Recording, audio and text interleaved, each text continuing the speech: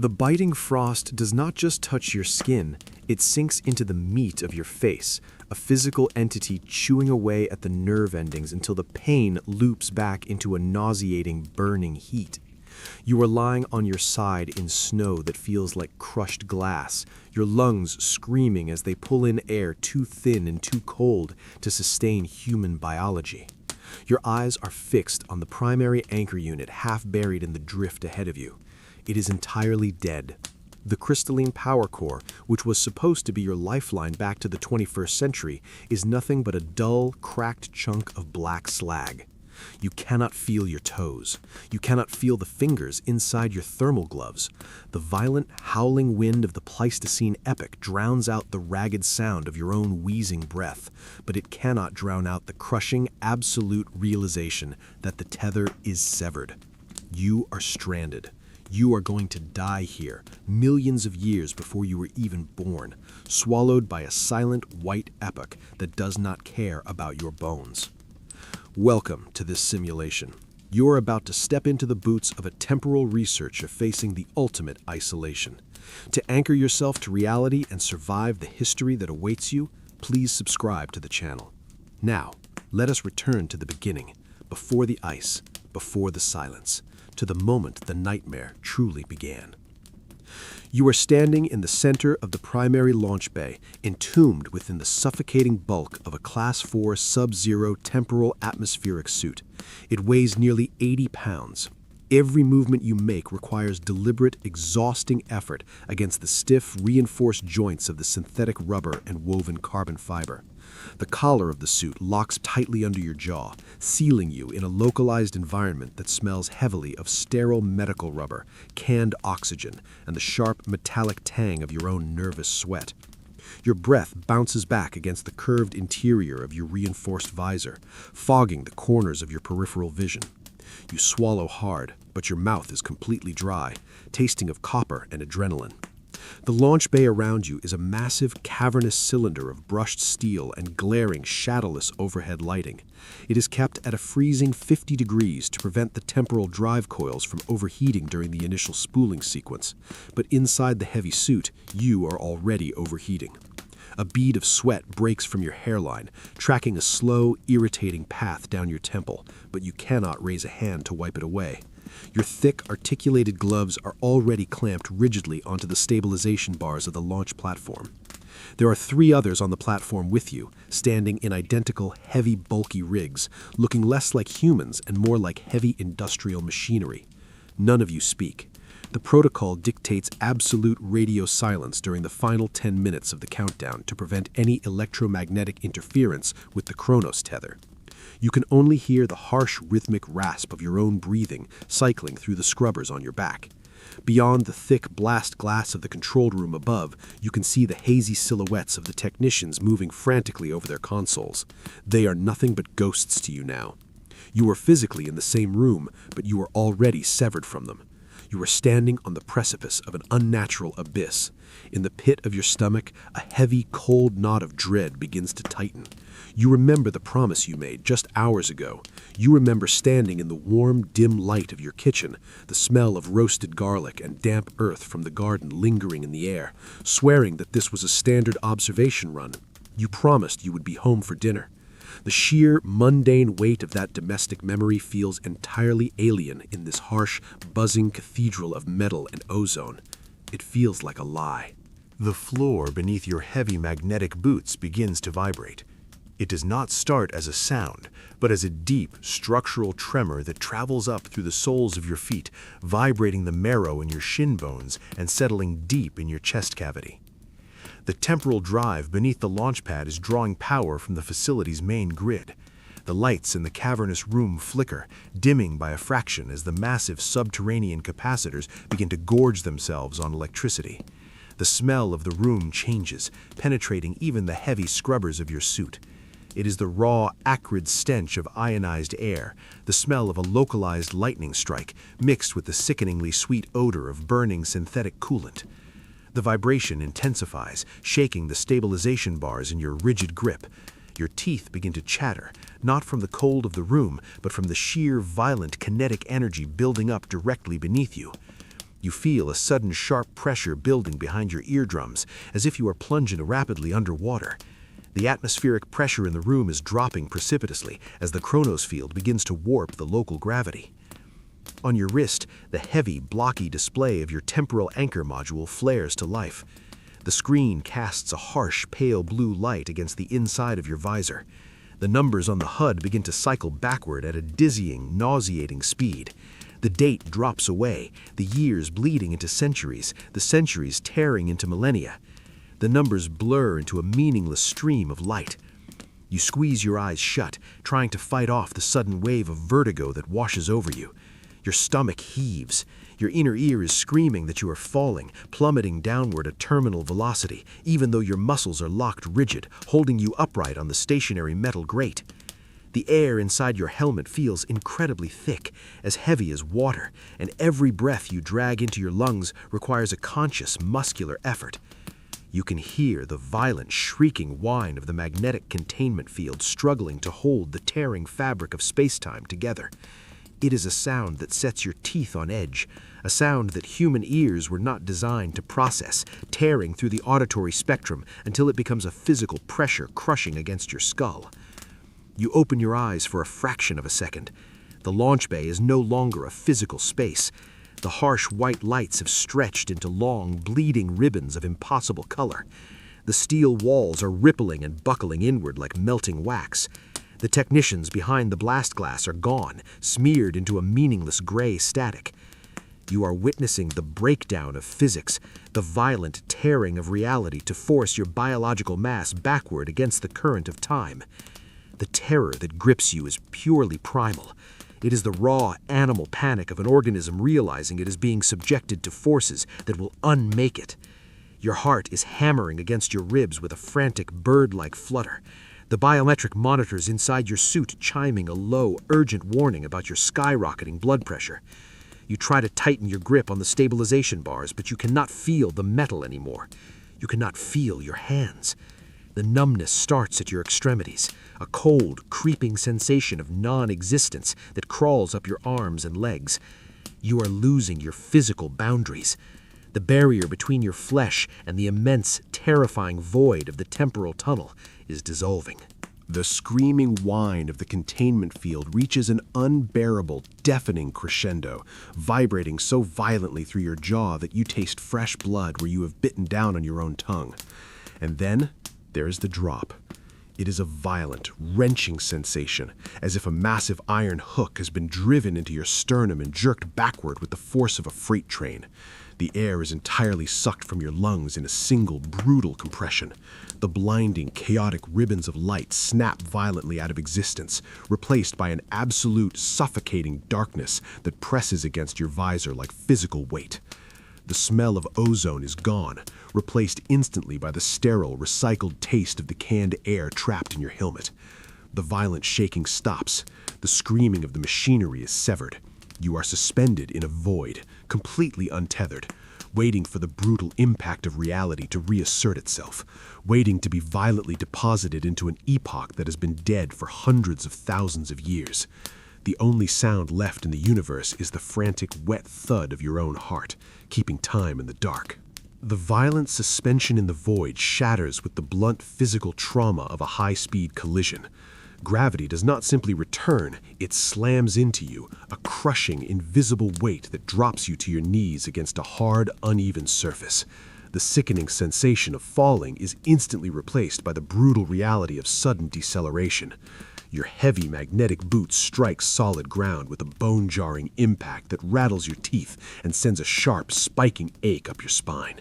The breath you were holding is forced out of your lungs in a harsh, involuntary grunt, fogging the inside of your visor in a thick layer of condensation.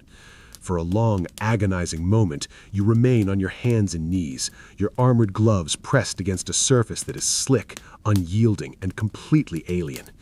Your inner ear spins frantically, trying to orient you in a physical space that your brain cannot yet comprehend. The residual static of the Chronos jump buzzes in your peripheral vision, leaving dark, swimming spots behind your eyelids.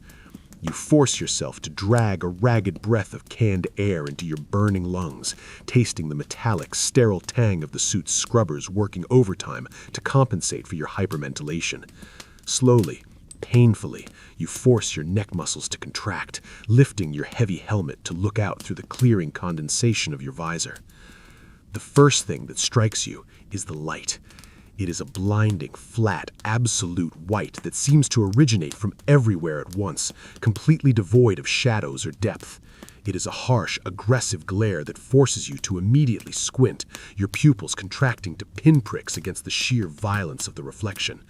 The Kronos platform has deposited you and your team on the surface of a massive, undulating glacial expanse. The steel stabilization bars of the launch pad are gone, left behind in a century that no longer exists for you.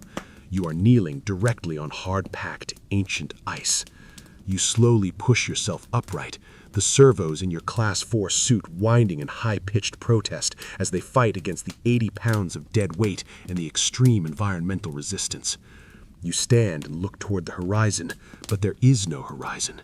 The sky is a pale, bruised gray, bleeding seamlessly into the endless white of the Pleistocene tundra. There are no landmarks, no trees, no jagged peaks of rock to break the geography. It is an ocean of frozen water, frozen earth, and frozen time, stretching out in every direction until the curvature of the earth swallows it. The sun is a watery, indistinct smear of pale yellow light trapped behind a thick, suffocating layer of atmospheric ice crystals, offering no warmth, only a pale, sickly illumination that makes the landscape look like a washed-out photograph. Then comes the silence. It is not the quiet of a soundproof room or the hushed stillness of a modern winter night. It is an active, heavy silence, a suffocating absence of noise that presses against the reinforced glass of your helmet like physical pressure. There is no distant hum of traffic, no low-frequency vibration of the power grid, no biological rustle of insects or birds. The world is dead. The sheer scale of auditory emptiness makes your own internal sounds horrifyingly loud. You can hear the wet, sticky sound of your saliva when you swallow. You can hear the rhythmic, mechanical pumping of the suit's thermal circulatory system, pushing heated fluid through the capillary tubes lining your innerwear. Most of all, you hear the ragged, uneven pulling of your own lungs. The silence is so absolute that it feels hostile, a heavy blanket intended to smother the unnatural intrusion of your existence. When you take your first tentative step forward, the sound of your boot crushing the brittle, crystalline surface of the ancient snow is deafening, a sharp, violent crunch that sounds like shattering glass. It echoes inside your helmet, a harsh reminder that you are a heavy, clumsy, and entirely foreign object polluting a sterile world. The cold does not register immediately. Your thermal suit is designed to withstand the vacuum of space, but the atmosphere of the deep Pleistocene is a different kind of predator. It is a wet, penetrating, hyper-dense cold. You watch the external temperature gauge on your wrist display plummet. The numbers drop in a rapid, terrifying freefall, settling at a sustained negative 65 degrees Fahrenheit. The suit's internal heaters immediately kick into maximum overdrive, the power packs on your lower back humming with a furious, vibrating intensity. Despite the heavy insulation, you begin to feel the sheer crushing mass of the cold pressing against the outer membrane of your armor. It feels like you are walking at the bottom of a freezing ocean. The air outside is so dense with frost that it behaves almost like a liquid, pooling around your ankles and dragging at your boots. When you brush your glove against your thigh, the synthetic rubber makes a stiff, unnatural scraping sound, the material already stiffening in the extreme freeze. You realize with a sinking primal dread that the thin layer of heated fluid circulating an inch from your skin is the only thing preventing the moisture in your eyes from instantly crystallizing into ice. You look to your left and right. Your three colleagues have also staggered to their feet, their bulky gray silhouettes stark and ugly against the pristine white background. They look like clumsy, armored insects moving in slow motion. Without the ability to use external comms yet, you communicate through basic, sluggish gestures. The mission protocol requires the immediate deployment of the primary anchor unit to stabilize the temporal tether before taking any core samples. You watch as the lead technician, heavy and lumbering, unlatches the massive black cylindrical device from his harness. The metal of the anchor looks incredibly dark and dense in the pale light. He drops it into the snow, and you step forward to assist. Every step is an agonizing, full-body workout. The snow is not the soft, powdery precipitation of your home era. It is a dense, compacted layer of granular ice, hard as concrete in some places and treacherously hollow in others. Your heavy boots punch through the crust, sinking you up to your shins in freezing shards. You drag your leg out, the servos whining, and plant it forward, fighting for balance. By the time you reach the anchor unit just 20 feet away, your thighs are burning with lactic acid, and you're sweating profusely inside the sealed confines of your suit. You drop to your knees beside the anchor. The cold immediately leaches through the reinforced knee pads, a dull, aching numbness that settles into your joints. You retrieve the heavy, serrated coring drill from your hip holster. The metal handle is freezing, even through the thick layers of your gloves. Your task is to extract a 3-meter vertical core of the permafrost to analyze the atmospheric composition of this exact millennium. You align the heavy tungsten bit with the ice, brace your shoulders against the violent torque, and engage the motor. The drill bites into the Pleistocene ice with a shrieking metallic scream that shatters the ancient silence. The vibration is horrendous, traveling up your arms and rattling your skull inside the helmet. The drill bit grinds against rocks and centuries of compacted frozen earth, spitting out a thick, grayish slurry of ice and dirt that instantly freezes to the front of your suit. You push down with all your body weight, gritting your teeth, your breath coming in harsh, fogging gasps. It takes 10 agonizing minutes to bore down to the required depth, your muscles trembling from the sustained exertion, your back screaming in protest against the heavy, awkward angle. When you finally disengage the drill and pull the core cylinder free, you hold a perfectly preserved column of time in your hands. You slot the cylinder into the thermal containment tube on your belt, the mechanical latch clicking securely into place. You look up, exhausted, wiping a clumsy gloved hand across the external visor, though it does nothing to clear the fog inside. The anchor unit has been fully deployed by your team.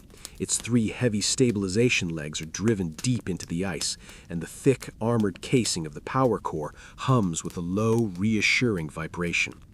A steady, pale blue light pulses from the beacon on the top, a solitary, artificial star signaling your tether back to the world of warmth and living things. You stare at that light, feeling a desperate, clinging attachment to it. It is your only guarantee. It is the physical manifestation of the promise you made to return. You force yourself to look away from the beacon and stare back out into the endless, bruised gray sky and the blinding white death of the glacier. You are surrounded by a hostile, indifferent eternity. The isolation is a physical weight pressing down on your chest, making it harder to breathe. You stand in the silence, listening to the desperate, rhythmic pumping of your suit's heaters, waiting for the extraction timer to begin, entirely unaware that the deep structural machinery beneath the ice has already begun to shift. For an indeterminate amount of time, you exist in a state of numbing mechanical repetition. Time itself seems to have frozen solid in this dead white wasteland. The pale, watery smear of the sun has not moved a fraction of an inch across the bruised gray sky, offering no cycle of day or night to ground your biological clock. You are entirely a prisoner of your Class 4 suit, and the initial adrenaline of the temporal jump has long since burned away, leaving behind a toxic, heavy residue of pure physical exhaustion. Every movement is a negotiation with gravity and the stiff, unforgiving synthetic joints of your armor. The muscles in your lower back are locked in a continuous, agonizing spasm from the sheer weight of the life support scrubbers, and the localized skin around your collarbone has rubbed raw against the rubber seal of the helmet. Inside the localized environment of your suit, the smell is becoming unbearable. It is a thick, humid cocktail of stale sweat, recycled oxygen, and the acrid, metallic tang of fear. You drag another ragged breath into your lungs, listening to the monotonous, rhythmic wheeze of the air recyclers. desperately trying to focus on the simple, mindless task of cataloging ice core samples. The Pleistocene epoch is not merely cold, it is aggressively, actively hostile to your biology. You can feel the extreme environment constantly probing the defenses of your thermal armor. Even with the internal heaters running at maximum output, a deep, bone-aching chill has begun to settle into your extremities. Your toes are completely numb blocks of wood, and the thick gloves offer only the illusion of warmth against the biting, sub-zero temperatures. The silence of the glacier remains absolute, a suffocating, heavy blanket that amplifies every internal sound until it borders on madness. You hear the wet, sticky sound of your own blinking, the heavy, labored thud of your heart, and the constant, high-pitched whine of the suit's servos. It is an isolation so profound that it begins to erode the edges of your sanity. You find yourself staring at the unbroken white horizon, your brain desperately trying to conjure shapes, movement, or color just to break the relentless, blinding monotony of the ice. You are entirely severed from the rhythm of human existence, a microscopic, trembling anomaly in an ocean of ancient, uncaring frost. The first indication that your reality is unraveling does not come with a blaring siren or a violent explosion. It begins with a stutter. You are kneeling in the snow, your heavy gloved hands clumsy as you attempt to seal a core sample into an insulated canister, when you feel a strange, localized vibration against your left forearm. It is not the steady, reassuring hum of the suit's machinery. It is an arrhythmic, jarring buzz, like a dying insect trapped beneath the carbon fiber plating. You pause, your breath catching in your throat, and slowly rotate your wrist. The blocky display of your temporal anchor module, which had been projecting a steady pale blue stream of telemetry data onto your visor, is flickering. The numbers are dropping frames, glitching into meaningless, jagged lines of static before re-rendering in a sickly, muted shade of violet. The biometric sensors in your suit instantly detect the sudden spike in your heart rate, chiming a low, muted warning in your ear, but you ignore it. You tap the heavy glass of the wrist display with a clumsy finger, a pathetic, desperate gesture hoping for a simple mechanical fault. But the vibration stutters again, weaker this time, and the data stream begins to dissolve. You push yourself up from the ice, your joints screaming in protest, and turn your heavy helmet toward the primary anchor unit sitting 50 yards away. The 3 massive stabilization legs are still driven deep into the permafrost, but the machine looks profoundly different. The thick, armored casing of the power core, which had been humming with a furious, vibrating intensity, is terrifyingly still. The localized heat it was generating has vanished, and you can already see a thick, jagged layer of white frost creeping rapidly up the black metal struts, reclaiming the foreign object. You raise your arm, gesturing frantically to your 3 colleagues.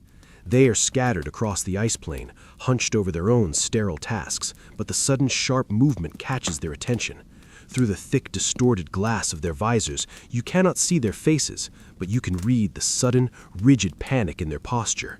They drop their tools, the heavy metal clattering silently against the frozen ground, and begin to trudge back toward the center of the camp. The synchronized movement is agonizingly slow, a nightmare where you are forced to run underwater while the world collapses around you. As you converge on the dying machine, the true scale of the disaster becomes apparent. The Chronos beacon at the apex of the unit, the artificial star that represented your tether to the 21st century, is failing.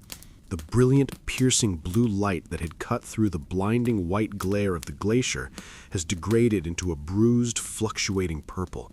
It pulses weakly, like a failing heartbeat, casting long, erratic shadows across the disturbed snow. You drop to your knees beside the casing, the ice immediately leaching the remaining warmth from your shins. The lead technician is already there, his heavy, clumsy hands desperately tearing at the access panels on the side of the unit. The metal is so cold that the frost has welded the seams shut.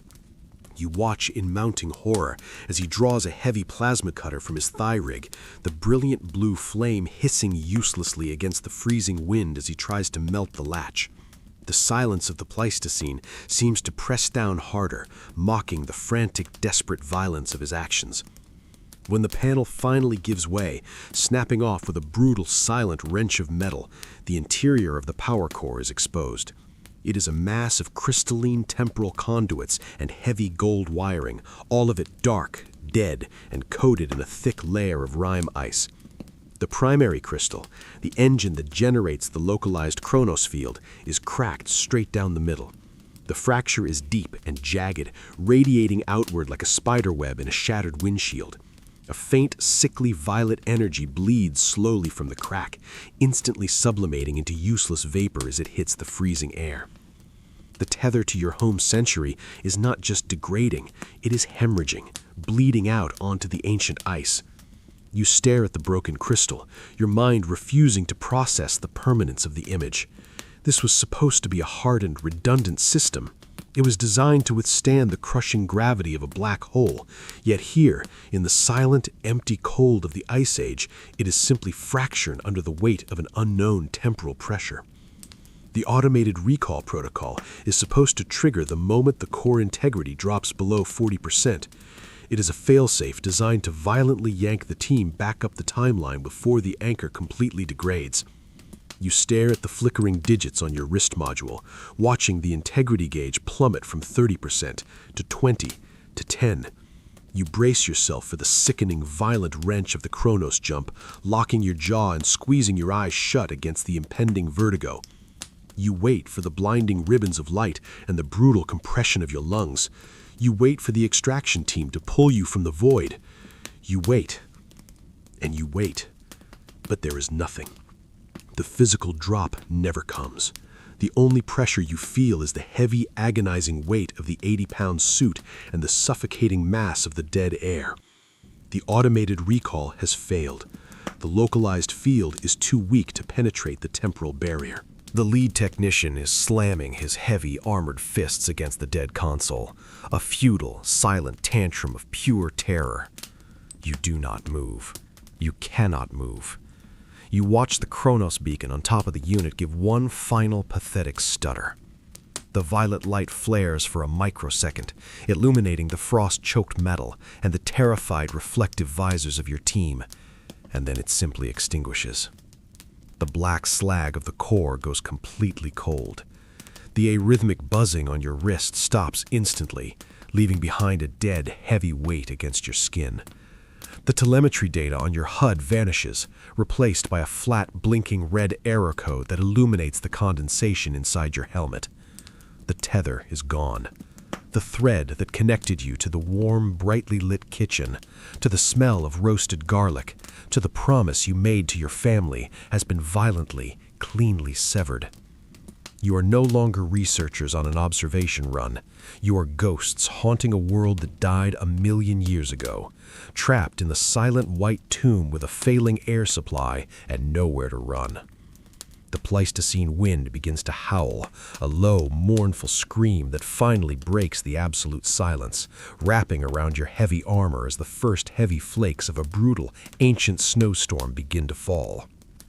The death of the temporal anchor does not come with a violent explosion or a dramatic shockwave.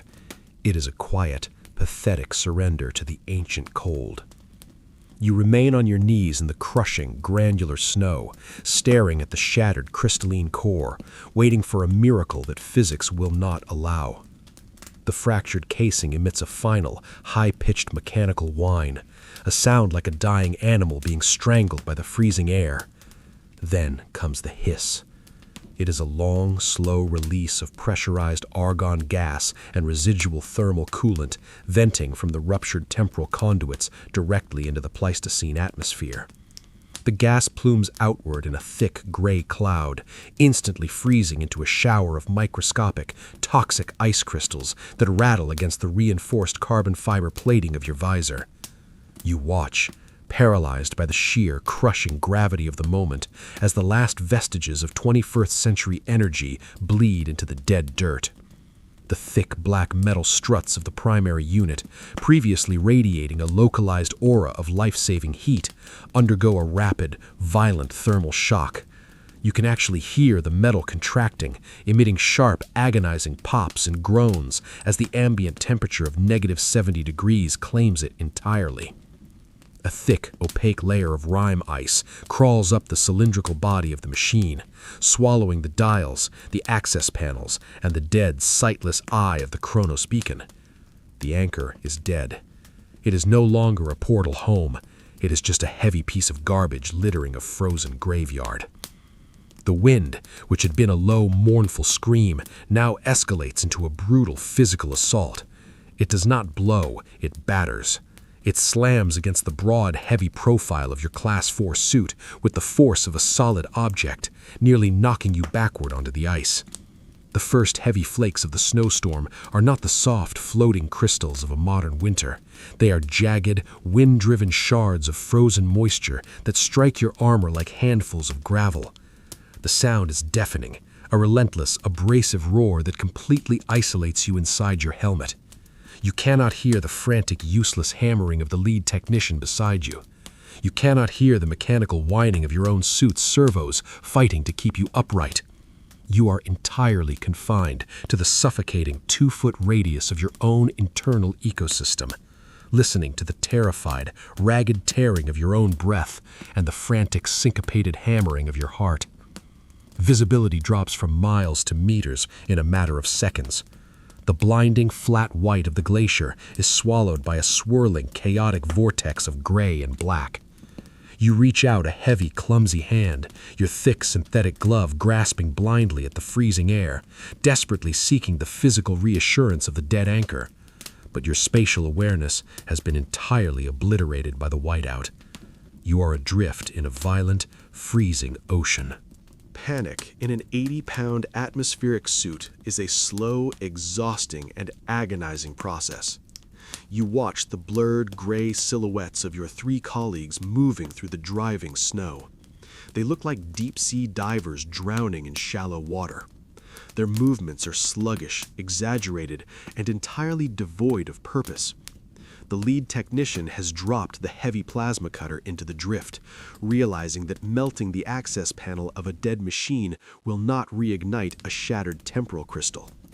Another colleague is frantically slapping the side of their helmet, trying to clear the rapidly accumulating ice from their external comms receiver, entirely unaware that there is no one left in the universe to broadcast to. You try to stand, forcing your locked, trembling thighs to push against the heavy gravity of the suit. The servos whine in high-pitched protest, struggling against the rapid stiffening of the synthetic joints. You manage to plant your boots against the howling wind, but the effort drains the last reserves of your adrenaline.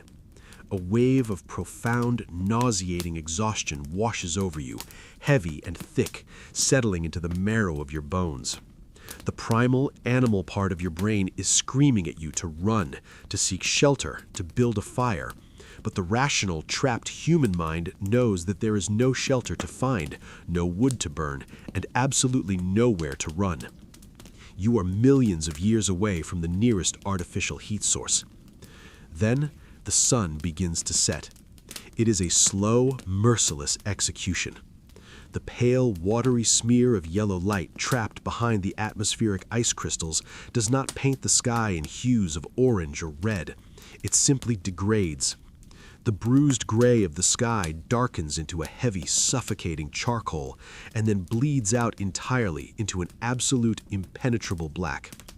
You have never experienced true darkness until this moment.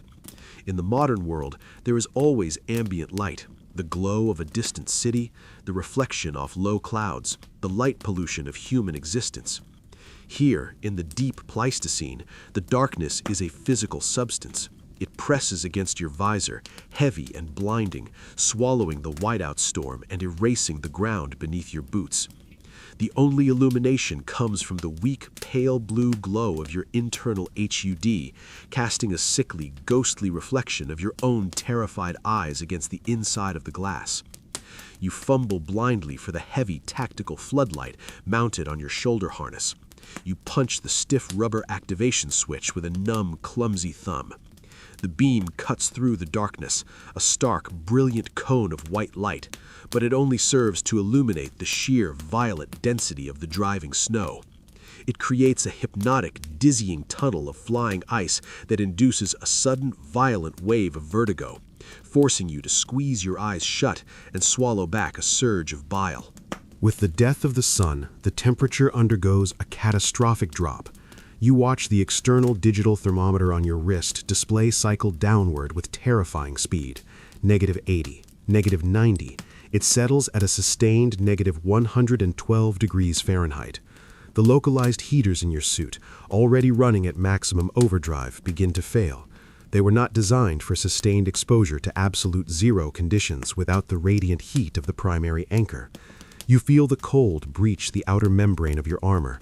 It does not feel like a chill. It feels like a chemical burn. It seeps through the reinforced carbon fiber, penetrating the dense layers of aerogel insulation, and bypasses the capillary tubes of heated fluid completely. The cold sinks its teeth directly into your joints. A sharp, agonizing ache blooms in your knees and elbows, followed rapidly by a terrifying, creeping numbness. Your toes have completely ceased to exist in your neural mapping. Your fingers, curled tightly inside the heavy thermal gloves, feel like stiff, brittle twigs. The biometric monitors inside your helmet begin to chime a continuous muted alarm, flashing warning indicators about dropping core temperatures and the imminent risk of severe frostbite. But the data is useless. You know you are freezing to death. The suit is no longer protecting you. It is merely delaying the inevitable, slowly transforming from a life support system into a heavy, high-tech coffin. Through the blinding snow and the stark beam of your shoulder light, you see the lead technician making a slow, sweeping motion with his arm. He is gesturing toward a slight depression in the ice, a shallow, jagged ridge created by centuries of wind erosion. It is the only geographical feature for miles, offering a pathetic, marginal break from the direct assault of the wind. You force your legs to move, dragging your heavy, numb feet through the knee-deep drifts. Every step is a monumental effort of will, your breath rasping harshly in your throat, burning your lungs despite the thermal scrubbers. When you finally reach the shallow trench, your 3 colleagues are already there, clumsy and terrified. You collapse against the hard, unyielding wall of the ice ridge, your magnetic boots sliding uselessly against the slick surface. The protocol for extreme survival dictates huddling for shared body heat, but the heavy, rigid bulk of the Class 4 suits makes it physically impossible to get close. You sit in a ragged circle, 4 armored, faceless shapes leaning against one another, the hard carbon fiber plating clattering dully against each other in the dark. There is no warmth to share. The vacuum-rated insulation traps whatever meager heat your failing bodies are producing inside the individual suits. You are sitting inches away from your friends, but you have never been more isolated in your entire life. The psychological weight of the situation finally breaches the dam of your shock, flooding your mind with a toxic, paralyzing despair. You close your eyes, shutting out the violent, swirling snow in the beam of your floodlight, and you are immediately assaulted by the memory of your home. It is so vivid it hurts. You can smell the roasted garlic. You can feel the soft, worn fabric of your living room couch. You can hear the hum of the refrigerator and the distant, comforting sound of traffic on the wet asphalt outside your window. You remember the gentle promise you made, "I will be home for dinner." The sheer, arrogant absurdity of that statement now tastes like ash in your mouth. You are not going to be home for dinner. You are not going to be home for a million years. You are going to die in this shallow trench, and your body will be swallowed by the glacial drift. The flesh will freeze solid, preserved perfectly in the ice, only to be crushed and ground into dust by the slow, immense grinding of the continental plates over the next 100 millennia. Long before the first modern human figures out how to spark a fire with 2 stones, your bones will be nothing but microscopic fossilized grit scattered across a forgotten epoch. Your existence has been entirely erased from the timeline. The storm rages on, burying the 4 of you under a heavy, suffocating blanket of compacted snow. The mechanical whining of the suits begins to pitch down, a slow, agonizing death rattle as the battery reserves drain, fighting the impossible cold. The internal HUD flickers, the pale blue light dimming, casting your face in deeper shadows. You sit in the dark, feeling the creeping, painless lethargy of severe hypothermia beginning to slow your racing heart. The shivering stops. Your breathing becomes shallow and slow. You lean your heavy helmet back against the ice wall. the sound of the wind dulling to a low, rhythmic throb. The anchor is dead. The tether is gone. The gentle promise is broken. You surrender to the heavy, silent weight of the deep Pleistocene night, waiting for the cold to finish its work. Time no longer exists as a linear progression of hours and days. It is flattened into a singular, agonizing loop of gray light and pitch-black cold. The fierce, blinding storms of the first week have settled into a static, heavy atmospheric freeze, leaving the four of you completely marooned on an endless, featureless plain of compacted ice. You do not know exactly how many weeks have passed since the anchor died, because the internal clock on your HUD failed when you diverted all auxiliary power to the life support scrubbers. You only know time through the geography of your own deterioration. The biological panic of the first few days, the sharp, cramping hunger pangs, and the desperate, adrenaline-fueled shivering has completely burned itself out. What remains is a slow, grinding attrition. Your body has realized that no new fuel is coming, and it has begun the brutal, methodical process of cannibalizing itself. You can feel it happening. You feel the slow dissolving of your own muscle tissue, a deep, corrosive ache in your thighs and shoulders as your system strips away its own architecture just to keep your brain and heart functioning. The hollow space beneath your ribs is no longer just an absence of food. It has become a dense, heavy physical object, an anchor of pure gravity pulling you down into the frozen dirt. The Class 4 temporal atmospheric suit, which initially saved you from the rapid onset of absolute zero, has transformed into a torturous 80-pound sarcophagus. When you first arrived in the Pleistocene, the suit's internal servos and myomer fibers assisted your movements, making the heavy carbon fiber plating feel manageable. Now, to conserve the critically low battery reserves for the essential thermal fluid circulation, those micromotors have been completely deactivated. Every step you take requires you to manually drag the dead, rigid weight of the suit's joints against the immense resistance of the pressurized rubber. Your atrophied muscles scream with the effort. Lifting your leg to clear the crust of snow feels like trying to wade through wet, setting concrete. Inside the helmet, the environment is utterly foul. The scrubbers are barely filtering the carbon dioxide, leaving the air tasting thick, stale, and highly acidic. The smell is a permanent, nauseating fixture. Unwashed skin, severe ketosis radiating from your breath, and the sharp chemical tang of the synthetic lining reacting to days of cold sweat. You cannot wipe your face. You cannot scratch the maddening, flaky patches of dry skin on your nose. You are a prisoner in a rotting, high-tech shell, forced to watch the slow-motion collapse of your own biology through a condensation-streaked visor. Your survival is currently measured in millimeters of synthetic gray paste. Built into the interior collar of your suit is a small emergency rationing tube connected to a bladder of highly concentrated, calorically dense nutrient slurry. It was designed to keep a technician alive for 48 hours while awaiting extraction. You have stretched it for weeks. The rationing protocol you have forced upon yourself is a psychological torture. Twice during what passes for a daylight cycle, you bite down on the hard plastic nozzle near your chin and bite the release valve. You allow exactly one agonizingly slow squeeze of the paste onto your tongue. The taste is profoundly vile, a chalky metallic bitterness that coats the inside of your dry mouth like dust. It has no texture, no warmth, and absolutely no comfort. It does not alleviate the hunger, it merely provokes it. When that meager, cold clump of synthetic calories hits your shrunken, highly acidic stomach, your body reacts with violent, painful spasms. Your digestive tract writhes, crying out for volume, for actual substance, twisting into hard, cramping knots that double you over in the snow. You squeeze your eyes shut, clutching your armored abdomen, panting heavily as the agonizing cramps slowly subside into a dull, throbbing ache.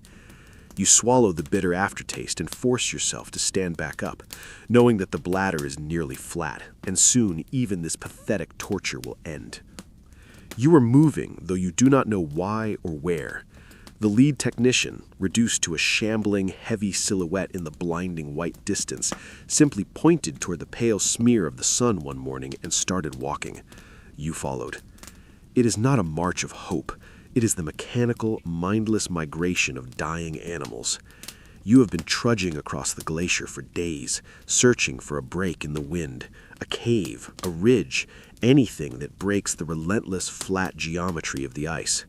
The geography of the Pleistocene is utterly hostile to human scale. There are no trees to gauge distance, no distinct peaks to mark progress. You walk for 10 hours and the landscape looks exactly the same as when you started. The snow here is treacherous. The surface is a brittle crust of wind-polished ice that looks solid but shatters under the heavy, blunt impact of your magnetic boots. Every third or fourth step, your leg punches through the crust, dropping you knee-deep into a pocket of granular, freezing powder. The sheer caloric cost of pulling your 8-pound boot out of that hole, resetting your balance, and stepping forward again is devastating. It spikes your heart rate, forcing you to drag deep, ragged gasps of the stale air from your helmet, leaving you dizzy and seeing bursts of static in your peripheral vision. The profound lack of energy begins to dismantle your cognitive functions. Complex thought is a luxury your starving brain can no longer afford. The memories of your home century, the warm kitchen, the smell of roasted garlic, the gentle promise to return have become blurred, fragmented, and distant. Trying to recall the face of your spouse requires too much effort, a mental strain that physically exhausts you. Your entire existence has narrowed down to a brutal binary loop. Lift the right leg, push through the resistance, plant the boot, shift the weight, breathe. The universe is reduced to the 2 square feet of ice directly in front of your visor. You stare at the repeating patterns of the frost on the ground until they begin to crawl and shift. Optical illusions born of severe hypoglycemia. The harsh, flat light of the sky bounces off the endless snow, searing your retinas despite the polarized tint of your visor. You develop a chronic, splitting headache right behind your eyes, a continuous thumping pressure that pulses in time with your weakened heartbeat. You are slowly forgetting what it means to be human, stripping away language, emotion, and intellect until you are nothing but a localized node of pure, enduring suffering. Ahead of you, the silhouette of the junior researcher stumbles. You watch it happen in agonizing slow motion. Their heavy boot catches the edge of a jagged ice ridge, and they do not have the muscular strength to correct the imbalance. They pitch forward, hitting the hard-packed snow with a dull, heavy thud that you feel through the soles of your feet rather than hear. You stop. Your other 2 colleagues stop. For a long, terrible minute, none of you move to help. The brutal calculus of starvation has rewritten your empathy. Helping them up requires bending down, engaging the locked muscles of your lower back, gripping their heavy suit, and hauling dead weight against gravity. It is an expenditure of calories that could cost you an entire day of life. You simply stand there, swaying slightly in the biting wind, listening to the mechanical wheeze of your own breathing. Finally, the fallen researcher manages to plant their hands and push themselves onto their hands and knees, their helmet hanging low in pure exhaustion. You watch them drag themselves upright, trembling violently, and resume the slow, dragging shuffle forward. No one makes a gesture, no comms are attempted. The absolute, suffocating silence of the glacial plain absorbs the grim display. As the bruised gray light begins to dim into the suffocating charcoal of the Pleistocene night, the realization of your permanence settles over you. You are not going to walk out of this. The hunger has become more than just a biological failing. It is the landscape itself. You are carrying the heavy, hollow ache inside you, and it mirrors the empty, frozen wasteland stretching out to the curvature of the earth. You finally reach a small, wind-scoured depression in the ice, a shallow bowl offering a few inches of respite from the endless scraping wind. You collapse into the snow, the heavy servos of your suit groaning as you let gravity take you. You sit with your back to the wind, staring at the blurred, faceless shapes of your team as they drop into the snow around you. You take the plastic nozzle of the feeding tube between your teeth and press the valve. Nothing happens. You press it harder, sucking desperately, but there is only the hollow, wheezing sound of empty air. The bladder is completely dry. You let the tube slip from your mouth.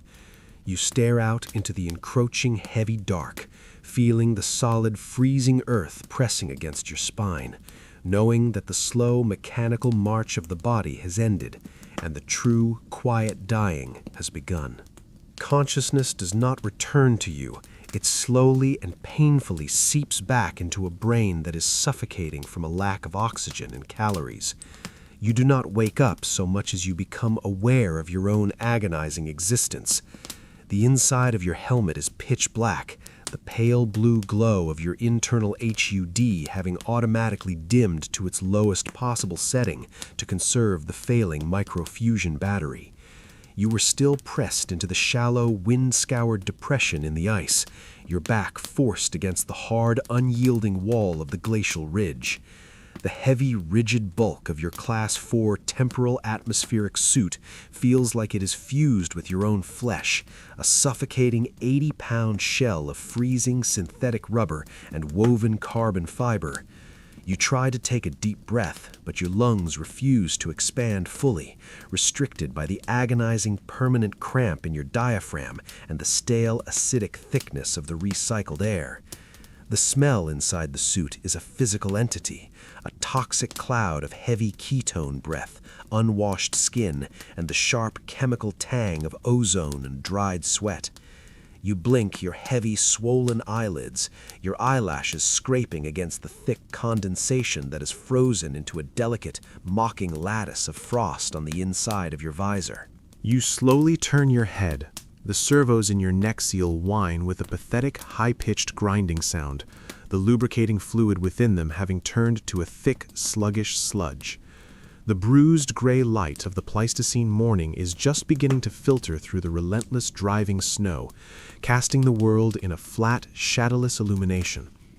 You are still huddled in a ragged circle with your 3 colleagues. You look at the heavy armored silhouette to your immediate left.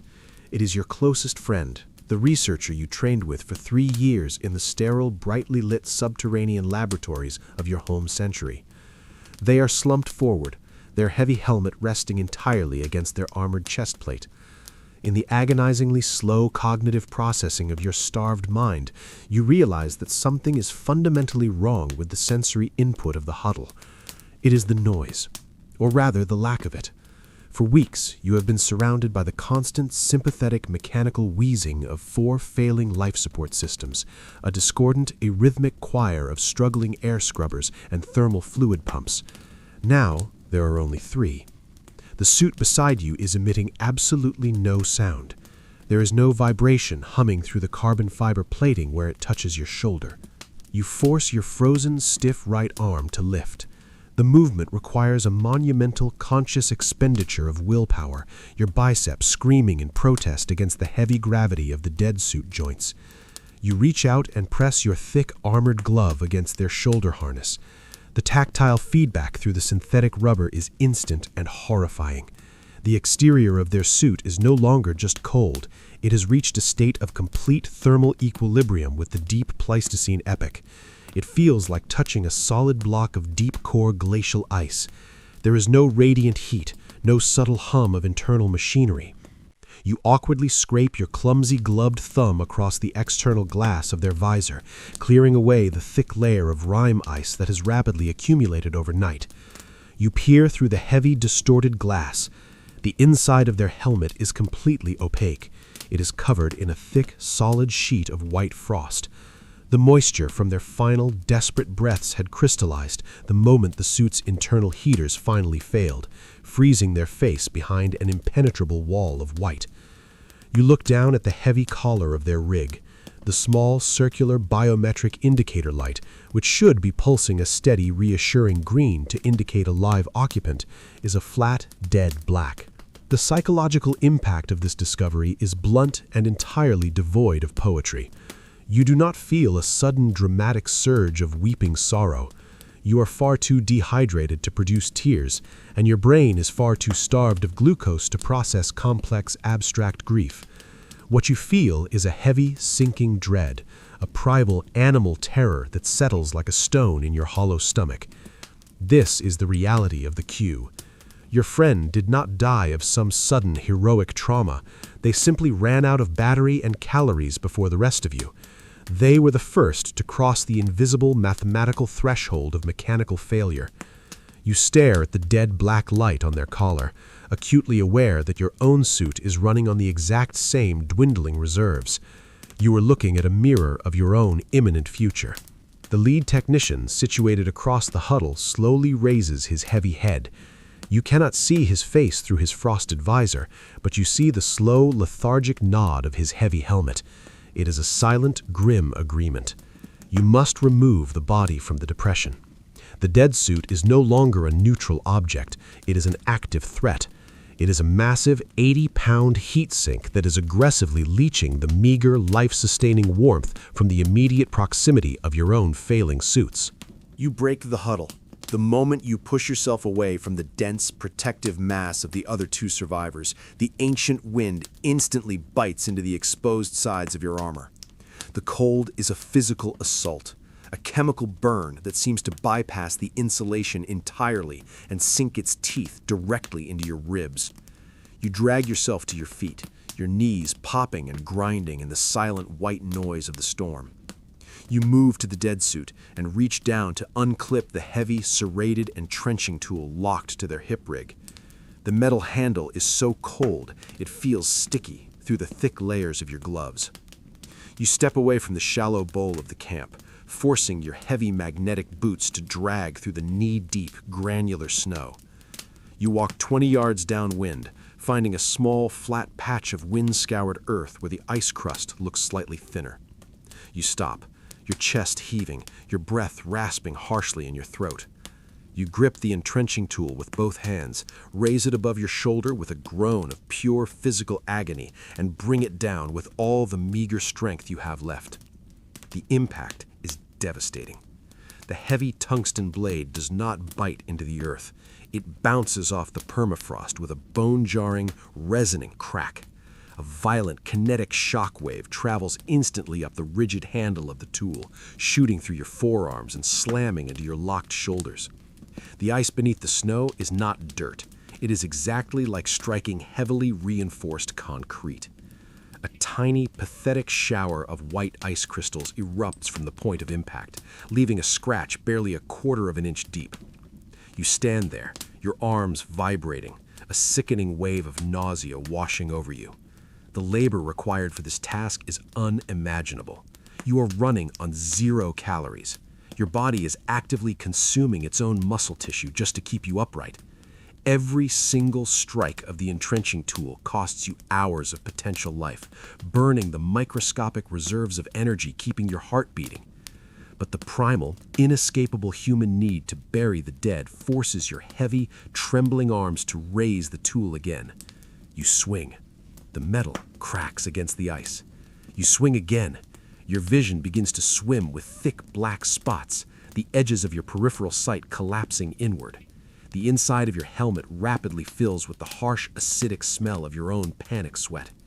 Your abdominal muscles lock and cramp so violently that you are forced to drop to your knees, dry heaving violently into the stale air of your visor. There is nothing in your stomach to vomit, only a bitter, burning string of yellow bile that coats the back of your throat. Hours bleed into the static, unchanging gray light. Time loses all meaning, measured only by the agonizing rhythm of the heavy blade striking the earth and the desperate, wheezing intake of your own breath. The hole you manage to carve out is pathetic. It is barely 18 inches deep, an uneven, jagged, miserable scar ripped into the ancient dirt. It is not a grave, it is a gutter. But it is all you can mathematically manage before your heart gives out. Your shoulders are completely, terrifyingly numb. The joints of your suit are packed tight with pulverized, frozen mud. You drop the entrenching tool into the snow, your heavy, armored gloves trembling so uncontrollably that they rattle against your thigh plates. You stagger back to the camp, your legs moving with the clumsy, disjointed mechanics of a broken puppet. Now comes the hardest part. You must move the mass. You and the remaining 2 survivors circle the dead suit. It weighs 80 pounds empty. with a frozen human adult inside, locked rigid by severe rigor mortis and deactivated frozen servos. It is a 250-pound statue of solid ice and carbon fiber. You grip the heavy, reinforced shoulder harness. The lead technician grips the other side. On a silent, synchronized heave, you pull. The dead suit drags across the crust of the snow with a horrifying, resonant scraping sound, a dull, heavy friction that grinds against the absolute silence of the Pleistocene. The body does not bend. The limbs are locked tight in the seated, huddled position they died in. You are dragging a calcified monument, pulling it awkwardly over the jagged ice ridges. It takes 20 minutes to move the body 20 yards. By the time you reach the edge of the shallow trench, your heart is hammering against your ribs with a frantic bird-like flutter, the biometric monitors inside your suit chiming a continuous low warning about your dangerously erratic pulse. You release the harness, gasping for air, and simply kick the rigid mass into the hole. The suit hits the frozen bottom with a heavy, hollow thud. It does not fit. The hole is too shallow, and the body is locked in a seated curve. The armored knees and the heavy frosted dome of the helmet stick out above the surface level of the ice. It is a grotesque, undignified, and entirely alien resting place. You spend another agonizing hour kicking loose chunks of pulverized ice, frozen dirt, and heavy, jagged rocks over the exposed limbs, building a crude, uneven cairn to hide the gray synthetic rubber from the relentless white sky. You pack the freezing dirt against the visor, burying the white frost behind a layer of black earth. When the task is finally done, you step back. You stand over the miserable pile of rocks, your heavy boots sinking into the debris. The wind howls its relentless, deafening roar against the reinforced glass of your helmet, a violent, atmospheric scream that completely isolates you from the other two survivors standing silently beside you. You stare at a single piece of dull gray carbon fiber peeking through the ice of the cairn. The profound, crushing emptiness of the epic finally breaks through the mechanical numbness of your starvation. The gentle promise of a rescue protocol is a ghost story you told yourself to survive the first week. No one is coming. The Chronos tether is dead, and the universe does not know you're here. You are standing over the first empty bunk, shivering uncontrollably in a tomb that spans a continent, waiting for your own battery to fail in the dark. The human brain is an engine of pure logic until it runs out of fuel. For weeks, your body has aggressively cannibalized its own fat and muscle tissue just to keep the vital organs functioning, but that internal harvest has finally reached its absolute limit. The glucose levels in your bloodstream have plummeted past the threshold of severe hypoglycemia, crossing into a critical, irreversible neurological deficit. You do not notice the transition immediately. It begins as a subtle, creeping detachment behind your eyes, a heavy, cotton-like numbness that softens the sharp, agonizing edges of your physical suffering. The brutal, gnawing pain in your hollow stomach dulls into a vague, distant pressure. The excruciating, burning ache of the frostbite eating away at your fingers and toes fades into a strange, localized warmth. Your cognitive processes, previously locked in a frantic binary loop of survival, begin to untether themselves from the harsh, mathematical reality of the Pleistocene epoch.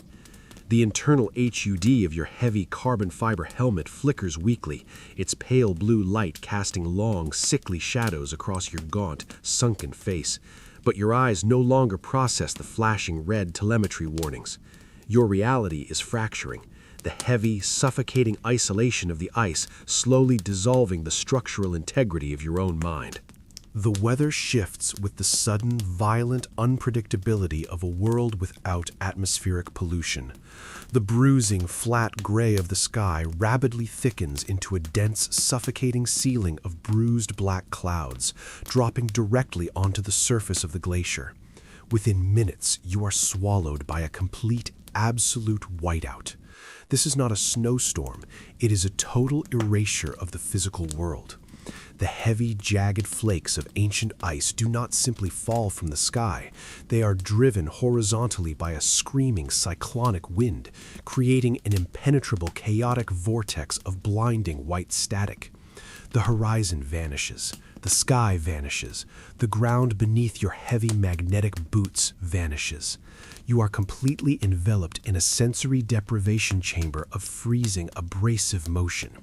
The spatial mapping in your inner ear immediately fails, unable to distinguish up from down, left from right. You stumble forward, the 80-pound dead weight of your Class 4 temporal suit pulling you off balance. But you cannot brace yourself because you cannot see the surface of the snow until your visor physically smashes into it.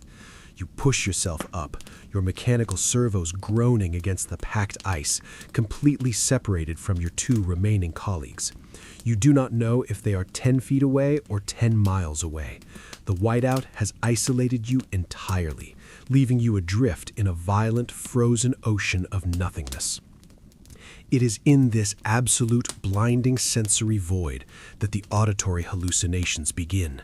The brain, desperate for input, desperate for a recognizable pattern in the deafening, abrasive roar of the wind, begins to manufacture its own reality. It starts as a low, resonant frequency, vibrating through the thick synthetic rubber of your helmet seal. The howling of the Pleistocene gale begins to pitch and modulate, losing its raw elemental chaos and forming distinct rhythmic syllables. You stop dead in the knee-deep snow, your heavy boots locked in the crust, straining to listen over the ragged, wet wheeze of your own failing lungs. The wind is speaking. It is not a phantom, ghostly whisper. It is a clear, distinct, and terrifyingly familiar voice calling your name. It is the voice of your spouse, carried on a current of air that has traveled across 1,000,000 years of dead history. The sound is so agonizingly real that it bypasses your rational mind entirely, striking the primal emotional core of your exhausted nervous system. You violently twist your heavy armored torso around, your rigid joints screaming against the sudden movement, desperately searching the blinding white static for the source of the sound. The voice calls out again, casually, warmly, asking you a mundane question about dinner, the syllables stretched and distorted by the heavy, freezing atmosphere. The psychological dissonance is physically agonizing. Your starved, dying brain is superimposing the deepest, most comforting domestic memories over the most hostile, lethal environment on the planet. The auditory hallucination rapidly triggers a cascade of phantom sensory inputs. The heavy, toxic stench of ketone breath, unwashed skin, and stale, recycled air trapped inside your helmet is suddenly violently overwritten by a hyper-realistic olfactory delusion. You smell roasted garlic. You smell the sharp, metallic tang of rain on hot asphalt. You smell the damp, rich earth of your backyard garden.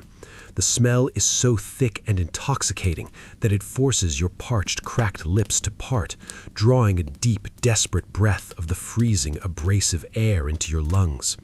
Your body reacts to the phantom stimulus with a brutal biological betrayal. Your salivary glands, dry for days, painfully squeeze out a thick, metallic drop of moisture. Your shrunken, acidic stomach violently contracts, twisting into a hard, agonizing knot of pure anticipation, sending a wave of crippling nausea up your throat. You double over in the snow, clutching your armored abdomen, dry heaving violently while surrounded by the overpowering phantom scent of a home that no longer exists. When you finally force yourself to stand, the hallucination has escalated from the auditory and olfactory to the visual. Through the heavily frosted, scratched glass of your visor, the relentless, swirling white chaos of the storm parts for a fraction of a second. In the distance, cutting through the absolute blinding dark of the whiteout, is a light. It is not the harsh, piercing artificial blue of the Kronos beacon that brought you to this hell. It is a soft, incandescent, deeply warm yellow. It is the exact wavelength of the porch light affixed to the front of your house. You stare at it, your breath catching in your throat, your pupils dilating massively in the darkness of your helmet. The rational, trained part of your mind, the temporal researcher who understands physics and Kronos tethers, is dead. What remains is only the frightened, starving animal that desperately wants to keep its promise. You see the impossible geometry of your own home superimposed over the shifting, deadly ice dunes. You see the heavy oak front door, the slightly crooked numbers screwed into the wood, the warm yellow square of the living room window glowing against the ancient freezing wind. It is sitting right there, anchored in the permafrost, a localized bubble of the 21st century waiting to let you in. The manic, desperate energy of a dying organism suddenly floods your system, overriding the extreme, agonizing lethargy of your hypothermia. You begin to walk toward the light. The pace is clumsy, heavy, and entirely suicidal. You are dragging 80 pounds of dead, rigid armor through knee-deep compacted snow, your muscles tearing and screaming with every frantic, unbalanced step. You do not feel the cold anymore. You do not feel the heavy, corrosive ache in your bones. You are entirely consumed by the singular, burning need to reach the warm yellow square in the distance. You push your heavy legs faster, breaking into a pathetic, lumbering, shambling run. Your magnetic boots punch through the brittle crust of the ice, dropping you into deep, granular powder, but you do not stop. You violently tear your leg free, the servos whining a high-pitched death rattle, and hurl your body weight forward again. The heavy carbon fiber plating of your suit clatters and bangs against your locked joints. Your lungs are burning, pulling in massive, ragged gasps of the thin, freezing air, your heart hammering a frantic, lethal rhythm against your ribcage. You are chasing a phantom across a graveyard, fueled entirely by the last microscopic reserves of your own burning brain tissue. You reach out your heavy armored glove, reaching for the brass handle of the front door, convinced that if you can just touch it, the nightmare will end. You can see the condensation on the inside of the living room window. You can almost hear the low hum of the television. You push yourself forward for one final desperate lunge, throwing your entire body weight into the biting wind. But the terrain of the Pleistocene is cruel, and the physics of the ice do not care about your hallucinations. The ground beneath your heavy boots simply vanishes. You have run blindly over the edge of a deep, wind-scoured glacial ravine. The warm yellow light of your home instantly violently fractures, shattering into a million meaningless gray pixels as the illusion breaks. The smell of roasted garlic is instantly violently replaced by the sterile, highly acidic stench of your own panic sweat. You are falling. The descent is brief but terrifying, the heavy mass of your suit pulling you downward into the dark. You slam into the hard, packed ice at the bottom of the trench with a brutal, resonant impact that instantly knocks the air from your lungs. The heavy glass of your visor smashes against the frost, cracking spider webs across your line of sight. You lie there at the bottom of the ravine, your limbs twisted awkwardly beneath the rigid bulk of your armor, entirely incapable of moving. The manic energy evaporates in an instant, leaving behind a cold, crushing, permanent paralysis. You stare up at the ragged black edge of the ice above you, watching the heavy, driving snow bury the spot where your house had just been. The voices in the wind are gone, replaced only by the deafening, mechanical roar of the ancient storm. You close your eyes, the last of your cognitive resistance breaking as the final, heavy curtain of the whiteout buries you in the dark. The fall into the glacial ravine does not kill you. It merely shatters the comforting, lethal hallucination of your home, depositing you brutally back into the crushing reality of the Pleistocene epoch. You lie at the bottom of the jagged, wind-scoured trench for an eternity, your body twisted awkwardly over the uneven permafrost. The heavy, resonant impact has knocked the remaining breath from your lungs, leaving you gasping weakly, your chest heaving against the rigid, unyielding breastplate of your Class 4 temporal suit.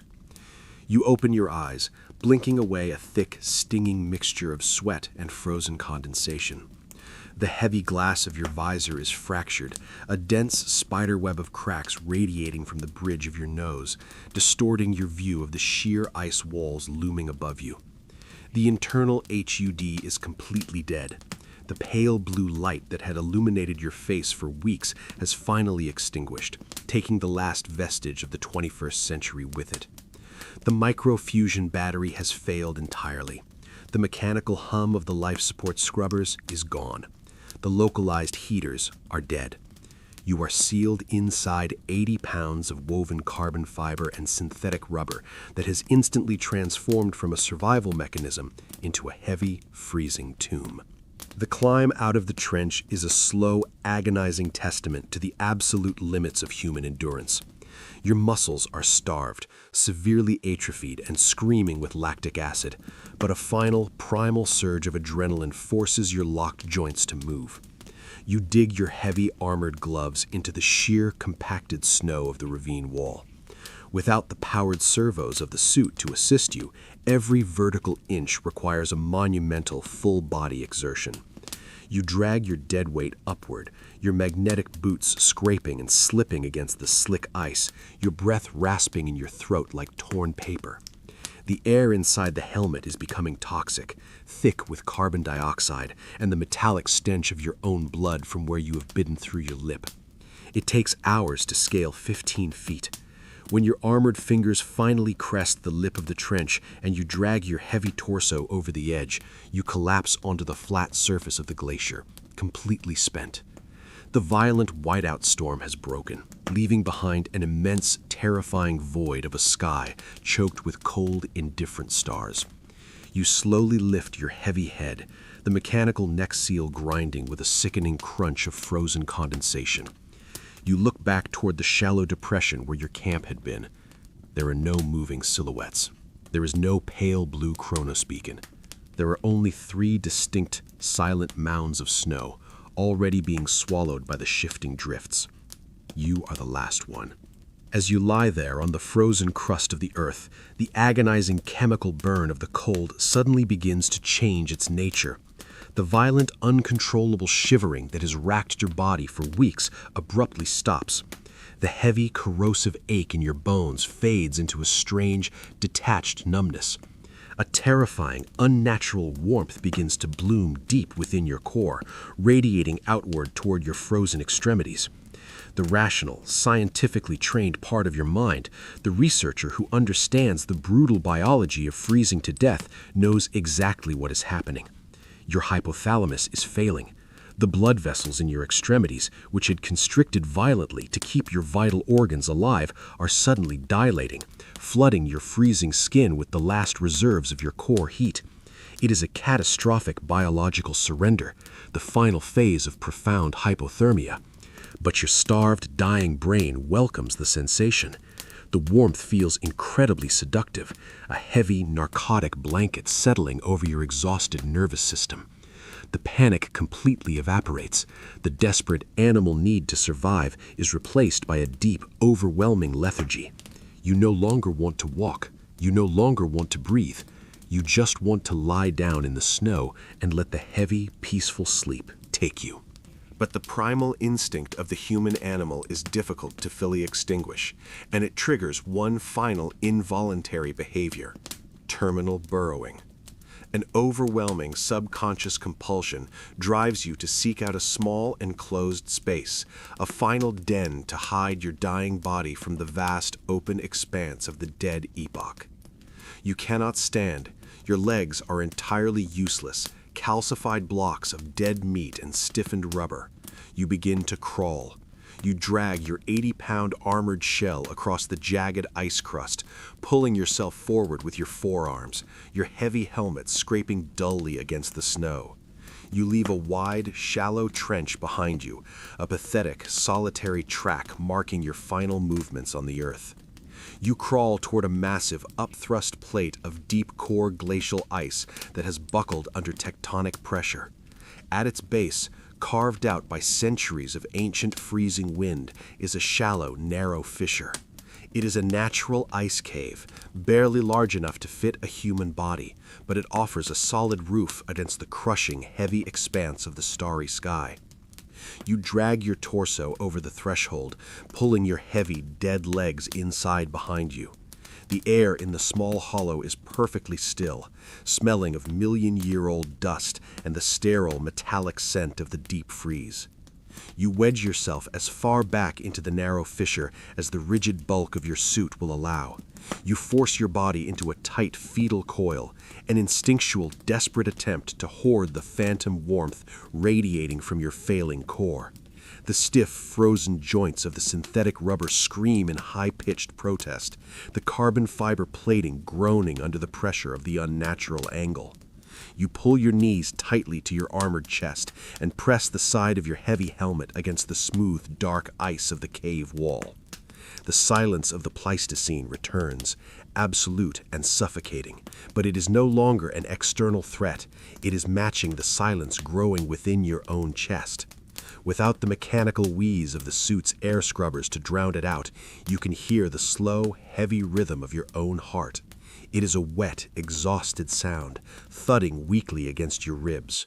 40 beats per minute, then 30. The spaces between the beats stretch into long, terrifying eternities.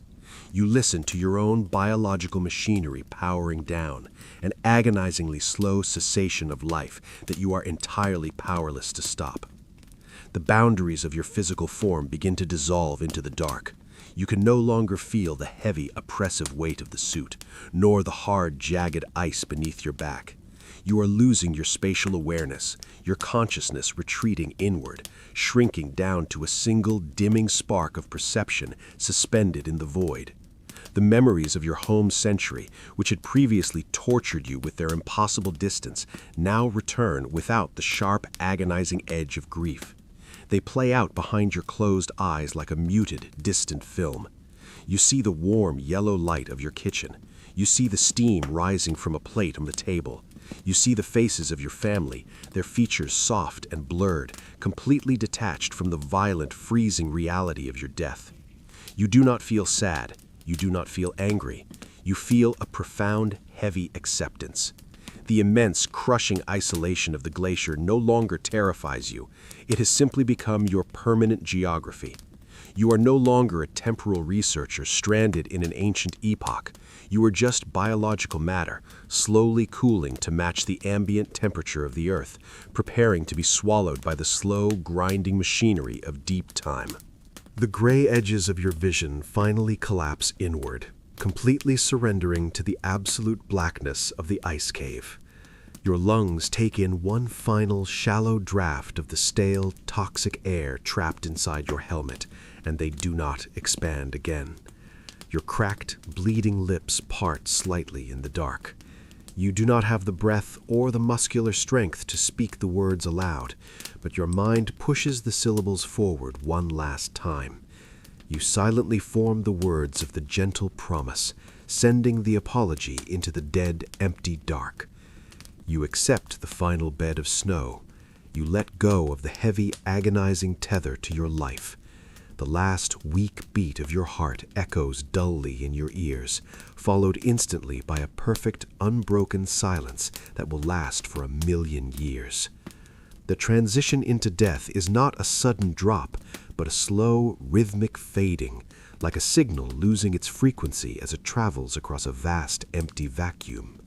You are no longer a person.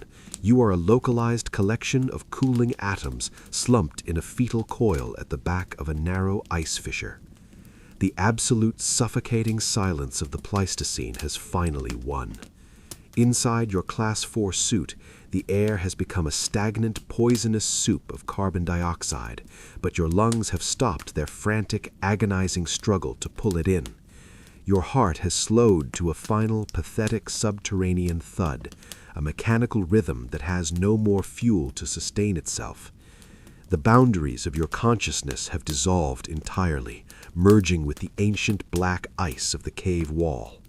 You are suspended in a state of perfect, painless non-existence, a ghost of the future buried under 1,000,000 years of unrecorded snow.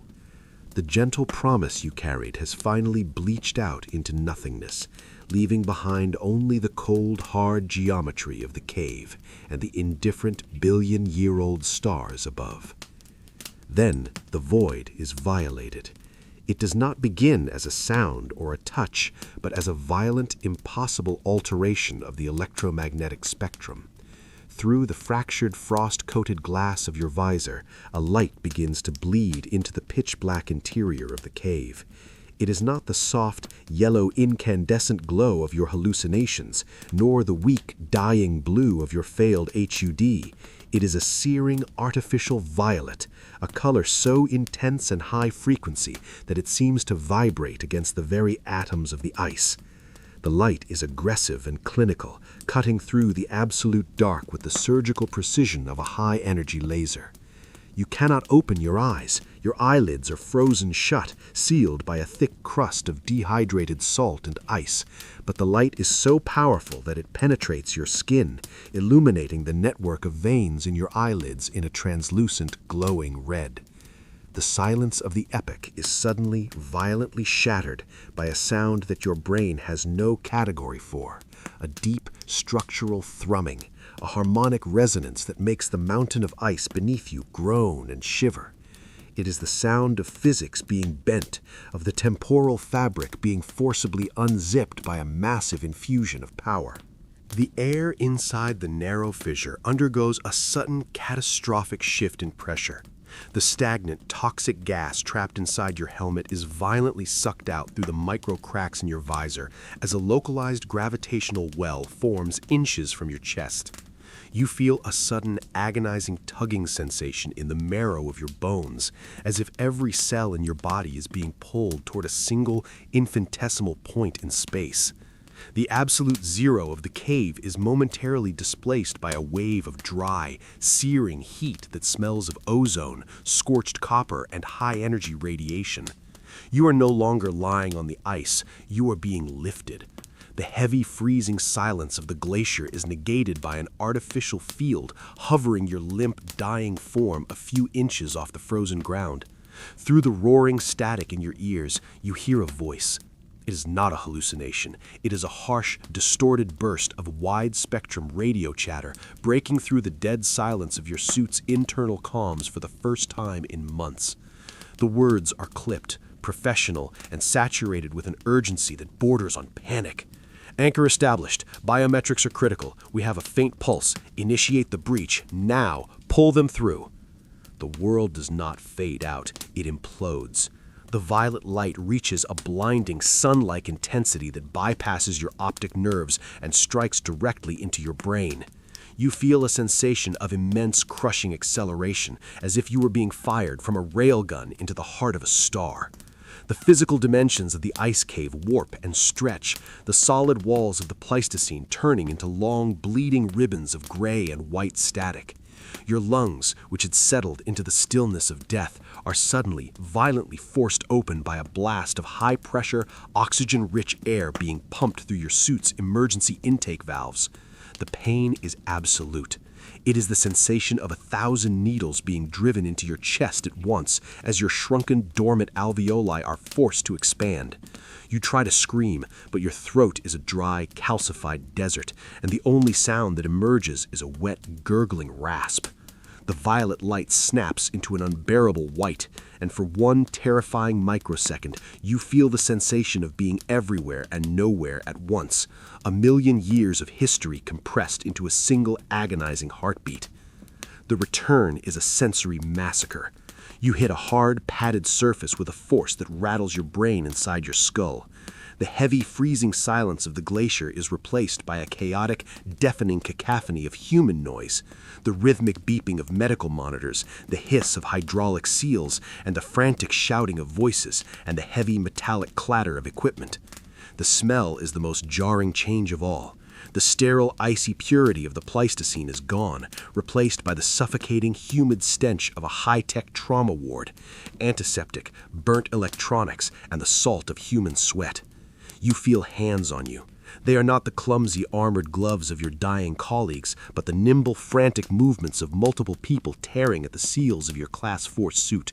You hear the sharp mechanical hiss of the neck ring being disengaged, and then, for the first time in months, the helmet is lifted.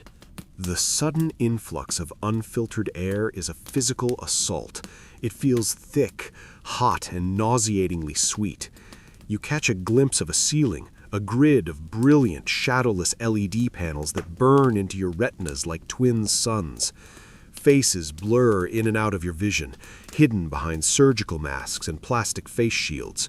You feel the sharp, cold sting of an IV needle sliding into the wasted muscle of your arm, followed by a sudden icy rush of fluids and synthetic adrenaline surging through your veins. Your heart, which had almost given up, is jolted into a frantic, irregular rhythm that thumps painfully against your ribs. You try to focus on a single point, to understand that you have been rescued, but the trauma is too deep. The violet light of the extraction beam is still burned into your vision, a phantom scar across the world of the living. You are no longer in the cave, but as you stare up at the blinding lights of the 21st century, you realize with a cold, hollow dread that you haven't truly left the ice. The impossible light has pulled your body through the breach, but your mind is still huddled in the dark, waiting for a heart to stop that has forgotten how to live. The rescue is not a homecoming.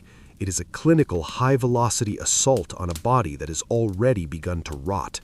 You are no longer drifting in the peaceful, gray vacuum of the ice cave. You have been violently snatched back into the world of the living, and the living world is loud, hot, and agonizing. You are lying on a motorized gurney that hums with a low-frequency vibration, cutting through the soles of your feet like a serrated blade. The air in the extraction bay is a pressurized, sweltering 85 degrees, a temperature designed to jumpstart your dormant circulatory system. But to your skin, which has been calibrated to -100, it feels like being submerged in boiling oil. You try to scream as the ambient heat hits your face, but your vocal cords are dry, brittle husks that only produce a pathetic, wet clicking sound. Your eyes are squeezed shut, but the overhead fluorescent strips of the facility bypass your eyelids, searing your retinas with a flat, aggressive white light that feels like a physical weight pressing into your brain.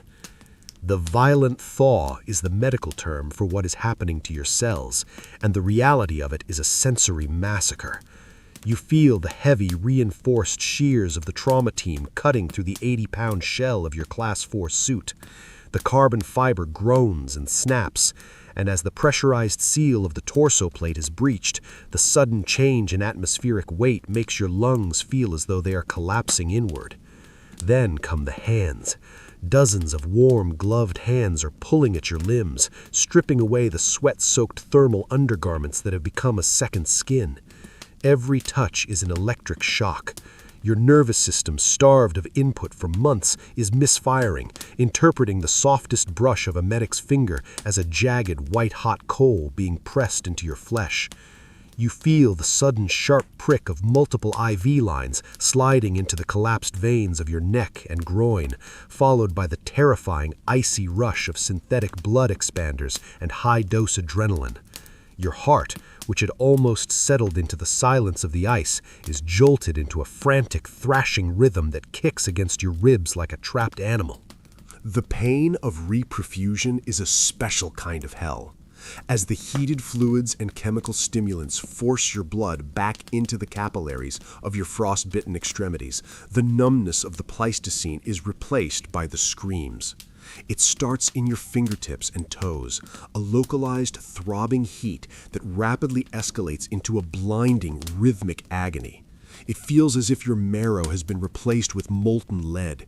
You can feel the microscopic ice crystals in your tissue melting, tearing through cell walls as they expand, a million tiny internal lacerations occurring simultaneously. You are thrashing against the padded restraints of the gurney, your body arching in an involuntary tectonic spasm of pure neurological overload. You hear the frantic, rhythmic beep, beep, beep of a heart monitor accelerating into a continuous high-pitched whine. Voices bark orders over you, distorted by the rushing sound of blood returning to your ears. Core temp is rising too fast. He's going into shock. Sedate him. Increase the flow. The smell of the room begins to change as your own body reacts to the trauma. The sterile, cold scent of the ice is gone, replaced by the pungent, sickly sweet odor of your own metabolic waste being flushed out of your system. It is the smell of ammonia, of ancient sweat, and of the chemical preservatives being pumped into your veins. You catch a glimpse of the lead extraction medic, a woman in a blue surgical mask whose eyes are wide with a mixture of professional focus and raw horror. She's looking at your legs. You try to follow her gaze, but your neck is locked in a rigid hypothermic cramp. You don't need to see them to know. You can feel the dead, heavy absence where your feet should be, a coldness that no amount of modern medicine can reach. You are being saved, but you are being saved in pieces. The extraction team is winning the battle for your heart, but the Pleistocene is peeping your flesh. As the heavy dose of sedative finally begins to hit your bloodstream, the world starts to blur and tilt. The screaming in your nerves dulls into a heavy, vibrating roar. The brilliant white lights of the ceiling stretch into long, bleeding ribbons of violet static, mimicking the temporal breach that brought you back. You feel the gurney being pushed through a series of heavy, pneumatic doors, the rhythmic thump-thump of the wheels over the floor joints echoing in your skull like the sound of the entrenching tool hitting the permafrost. You are being moved to the sterile silence of the intensive care unit, a world of glass walls and silent nurses. Just before the blackness of the drug swallows you, you feel a single warm hand brush against your forehead. It is a human touch, meant to be a comfort, but it feels alien, too soft, too warm, too fragile. You realize with a final sinking thought that you have been pulled out of the ice, but the ice has been replaced by a clinical, brightly lit cage. The rescue is over, and the long, silent trauma of the aftermath is about to begin. The transition from the violent, high-velocity trauma of the extraction bay to the intensive care unit is not a movement through space, but a slow, chemical dissolution of reality. When you finally drift back into consciousness, you do not wake up to the sound of the wind or the rhythmic wheezing of a suit's scrubbers. You wake up to a silence so absolute, so pressurized, and so synthetic that it feels like a physical weight pressing against your eardrums. It is the silence of high-grade acoustic tiling, triple-paned reinforced glass, and the dampened hum of a multi-million-dollar life support suite. You lie perfectly still, staring up at a ceiling that is a flawless, matte white void. There are no cracks, there is no frost, there is no swirling gray static of the Pleistocene storm. It is a world of right angles and sanitized surfaces, and it is the most terrifying thing you have ever seen.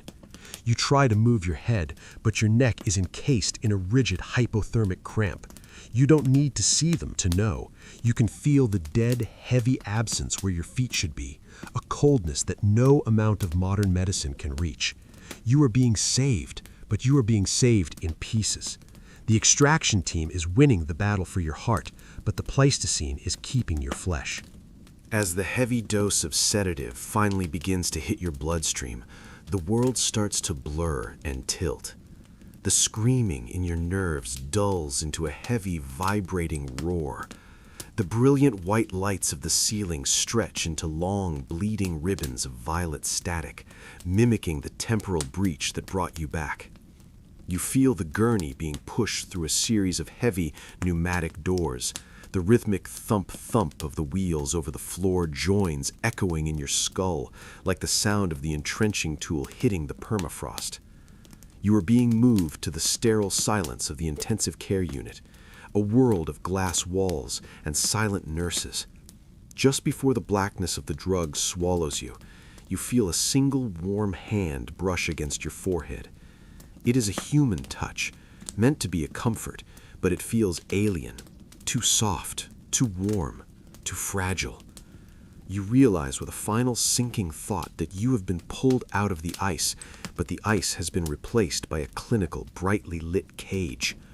The rescue is over, and the long, silent trauma of the aftermath is about to begin. The transition from the violent, high-velocity trauma of the extraction bay to the intensive care unit is not a movement through space, but a slow, chemical dissolution of reality. When you finally drift back into consciousness, you do not wake up to the sound of the wind or the rhythmic wheezing of a suit's scrubbers. You wake up to a silence so absolute, so pressurized, and so synthetic that it feels like a physical weight pressing against your eardrums. It is the silence of high-grade acoustic tiling, triple-paned reinforced glass, and the dampened hum of a multi-million-dollar life support suite. You lie perfectly still, staring up at a ceiling that is a flawless matte white void. There are no cracks, there is no frost, there is no swirling gray static of a Pleistocene storm. It is a world of right angles and sanitized surfaces, and it is the most terrifying thing you have ever seen. You try to move your head, but your neck is encased in a rigid brace, and your body feels as though it has been fused to the bed. You are an island of broken meat, tethered to a dozen whirring, clicking machines by a web of translucent plastic tubes and multicolored wires. The sensory deprivation of the hospital room is a psychological assault. After months of fighting the raw, abrasive, and lethal elements of an ancient epoch, the comfort of the 21st century feels like a vacuum. You can smell the faint, sharp sting of isopropyl alcohol and the cloyingly sweet scent of industrial laundry detergent on your sheets, but these smells are thin and hollow compared to the heavy, metallic stench of the ice. You listen, straining your ears for any sign of life, but all you hear is the rhythmic, electronic chirp of your heart rate monitor and the low, mechanical sigh of the ventilator assisting your weakened lungs. The sound is too perfect. It is too controlled. It is a digital simulation of life that makes your skin crawl. You find yourself desperately wishing for the sound of a distant bird, or the rustle of a leaf, or even the terrifying howl of the glacial wind, anything that isn't this sterile, engineered nothingness. You are trapped in a high-tech sensory coffin, and the silence is beginning to scream. Your body is no longer your own. It is a clinical project being managed by a rotating shift of faceless ghosts. The nurses and doctors move in and out of your peripheral vision like silent blue scrubbed specters. They do not speak to you directly, they speak to the monitors. They check the flow of the translucent fluids entering your veins. They tap on tablets to adjust the oxygen saturation in your blood. They record the output of your failing kidneys. When they do touch you, their hands are encased in cold, powdered latex, a barrier that reminds you with every contact that you are a biohazard, a relic, a piece of damaged property. You want to ask them about the others. You want to scream the names of your 3 colleagues into the quiet room, to demand to know if their frozen mounds were ever recovered, or if they were left to be ground into dust by the slow movement of the glaciers. But you cannot speak. The intubation tube is a hard plastic gag in your throat, and your jaw is locked in a permanent muscular flinch from the months of shivering. You can only stare at the glass wall of your room, watching the blurred shapes of the modern world move past in a hurry you no longer understand. The physical reality of your survival begins to manifest in a series of slow, horrifying discoveries. You feel a strange phantom itch in your lower extremities, a tingling sensation that suggests your feet are cold and need to be tucked under the blanket. You try to wiggle your toes, sending the command from your brain with a frantic, desperate intensity, but nothing happens. There is no feedback. There is only a heavy, dead silence where the bottom half of your legs should be. You look down the length of the bed, seeing the unnatural, flat silhouette of the sheets. The realization does not hit you with a wave of grief. It hits you with a cold, analytical detachment. The Pleistocene took its tax. It claimed the parts of you that touched its skin. You are a survivor, but you are a diminished thing, a colonial organism that has been pruned back to its core just to keep the brain functioning. You stare at the flat space at the end of the bed, and for a fleeting, insane second, you envy the 3 who stayed behind. They are still whole, preserved in the ice, unified with the epoch.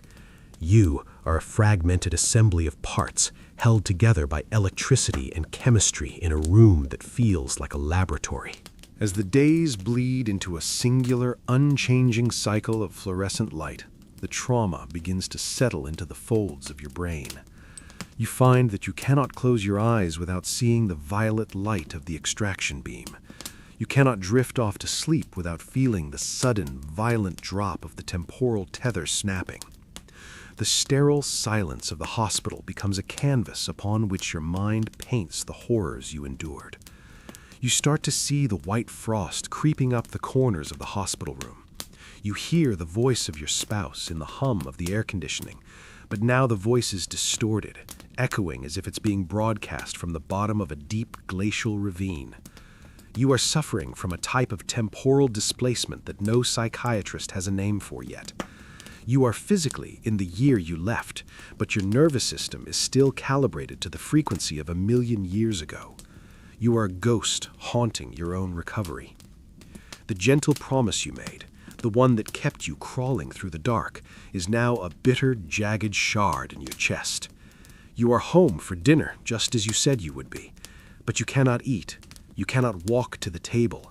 You cannot feel the warmth of the room because your internal thermostat is broken, leaving you in a permanent shivering state of perceived frostbite.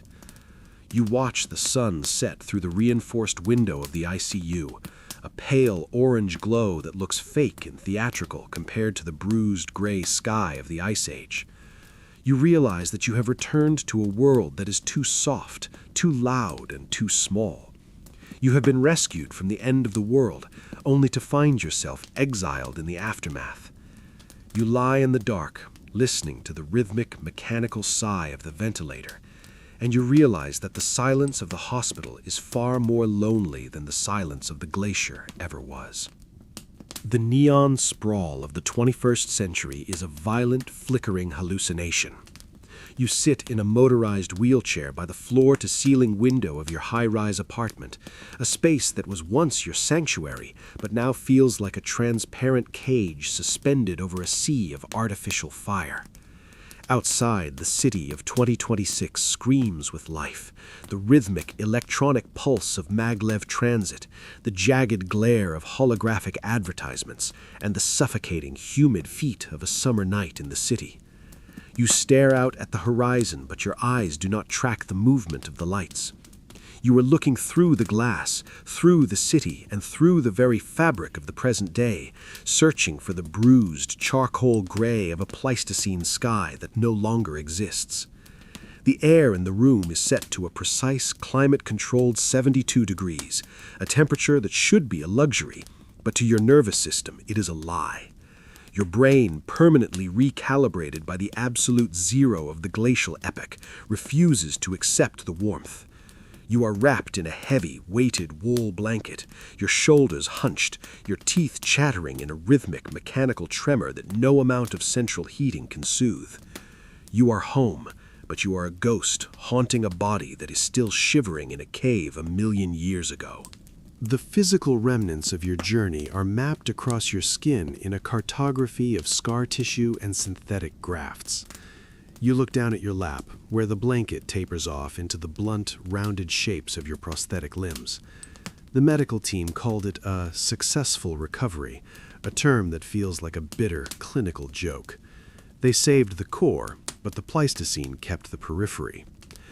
Every few minutes, a sharp electric jolt of phantom pain shoots through the space where your feet used to be, a searing, localized sensation of ice crystals expanding in your marrow, a memory of the violent thaw that your nerves refuse to delete. You reach out a hand to adjust the blanket, and you see the waxy, mottled texture of the skin on your forearms, permanently damaged by the sub-zero convection of the Class 4 suit's failure. Your hands are stiff, the joints perpetually aching as if they are still locked around the freezing handle of an entrenching tool. You are a living fossil, a biological anomaly held together by modern chemistry and the stubborn, traumatic refusal of your heart to stop beating. The silence of the apartment is the hardest part to endure. It is not the heavy, atmospheric silence of the glacier, which felt like a physical presence. It is a hollow, lonely silence filled with the ghosts of the 3 people you left behind. You find yourself staring at the empty chair across the room, waiting for the lead technician to complain about the recycled air, or for the junior researcher to ask for a calorie count on the nutrient paste. The absence of the rhythmic, mechanical wheezing of their life support suits is a deafening roar in your ears. You have tried to speak to their families, to explain the gentle promise and the way the anchor died, but the words die in your throat. How do you explain the geography of hunger to people who have never missed a meal? How do you describe the beauty of a whiteout storm to those who only know the rain? You see the pity in their eyes, the way they flinch at the sight of your prosthetics, and you realize that you are a reminder of a failure they would rather forget. You are the only witness to a tragedy that hasn't happened yet and has already been erased by time. Your relationship with the mundane world has become a series of sensory triggers. The smell of roasted garlic from the kitchen makes you nauseous, your stomach twisting into a hard, acidic knot as it recalls the hyper-realistic hallucinations of your starvation. The sound of the wind whistling through the window frame sends you into a localized state of catatonia, your breath hitching, your heart hammering a frantic, bird-like rhythm against your ribs as you wait for the temperature to drop. You find yourself hoarding food in the drawers of your nightstand, sealed packages of high-protein bars and canisters of water, a survival reflex that you cannot switch off. You check the seals on the windows 3, 4, 5 times a night, obsessed with the integrity of your localized environment. You are no longer living in the 21st century. You are maintaining a pressurized habitat in the middle of a hostile timeline. You are a temporal refugee, forever waiting for the tether to snap again, for the lights to flicker and the violet extraction beam to leave you stranded in the dark. At night, when the city lights dim and the apartment is swallowed by shadows, the phantom frostbite reaches its peak. You close your eyes and you are instantly back in the ice cave. You feel the smooth, dark walls of the fissure pressing against your shoulders. You hear the slow, heavy thud of your own heart echoing in the silence. It is in these moments that you feel a profound, terrifying pull toward the past. The trauma has become your primary identity, a heavy gravity well that distorts every moment of your new life. You realized that the extraction team pulled your meat and bone through the breach, but they left your soul in the Pleistocene. You are a fragmented being, half buried in the ancient permafrost and half shivering in a luxury high-rise. The gentle promise you made is technically fulfilled. You are home for dinner, but you are a stranger at your own table, eating food that has no taste, watching a sun that has no warmth. You lean your head back against the headrest of your wheelchair, listening to the low, distant hum of the city. You wrap the wool blanket tighter around your chest, trying to ignore the way the air feels like a freezing liquid against your neck. You are the last observer of a dead world, a survivor of a war against time itself. You stare into the dark of the room, your eyes wide and unblinking, waiting for the frost to finally reach your heart. You are home, but you are still cold. You are always, forever, cold.